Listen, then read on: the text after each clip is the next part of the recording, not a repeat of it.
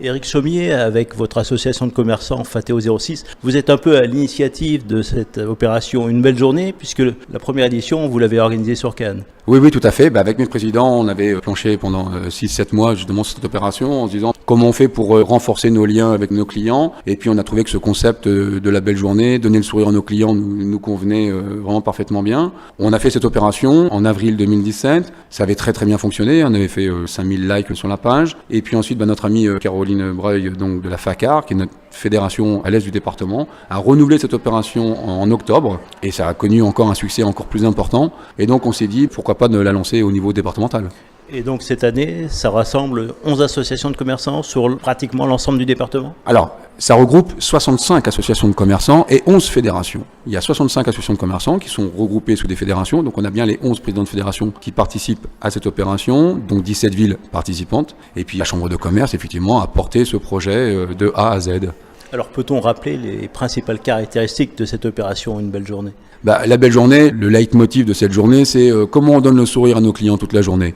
Alors on va le donner en ayant des petites attentions pour lui, que ce soit un petit cadeau, une réduction, une promotion dans nos commerces. Et puis aussi avec une photo. Donc le client vient voir son commerçant, se fait faire un selfie, le poste sur la page belle journée avec le hashtag de la vigue et hashtag du commerce. Et un tirage au sort aura lieu pour sélectionner les 11 photos gagnantes. Et on va faire donc gagner 11 croisières en Méditerranée de 7 jours pour le département.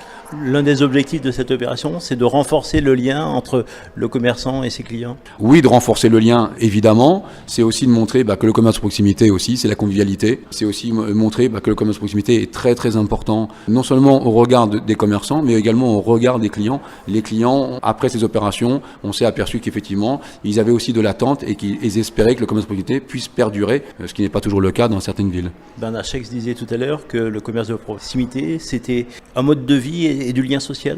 C'est exactement ça, c'est tout à fait ça. Le commerce de proximité n'est pas seulement qu'un tiroir caisse, bien sûr, c'est un mode de vie, un mode de consommation, mais c'est surtout un lien avec la population. Souvent, le commerçant du quartier est au courant de ce qui s'y passe et est un peu le porte-relais également. Alors, le commerce de proximité doit faire face à une grande concurrence. Il est aussi confronté au numérique et à Internet, mais il peut aussi en faire un atout. Effectivement, c'est ce qu'on essaie de leur expliquer à tous nos commerçants. C'est pour ça aussi que la Chambre a mis une boutique connectée qu'on fait passer à travers le département pour donner des offres numériques à portée de main du commerce de proximité. Et je pense que même le e-commerce, on doit en faire un atout. En tout cas, pour certains secteurs, on peut en faire un atout. On doit travailler avec. Et l'opération Une belle journée s'appuie sur les réseaux sociaux, notamment Facebook? Évidemment, mais c'est le lien qu'on a trouvé aussi pour montrer qu'on pouvait être un commerce de proximité, mais tout en ayant une activité sur les réseaux sociaux, tels que Facebook ou Twitter ou LinkedIn. Enfin, il y a beaucoup de réseaux sociaux à utiliser.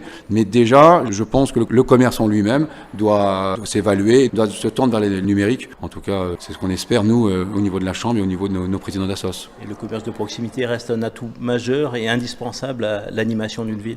Non seulement c'est un atout majeur et indispensable à la ville, mais j'imagine mal des propriétaires d'une maison dans un village où il y aurait zéro commerce. Je pense que la valeur de la maison ne serait pas la même que si vous avez une ville avec des commerces de proximité. C'est une évidence. On ne peut pas se cantonner seulement à avoir des zones périurbaines et des grandes surfaces.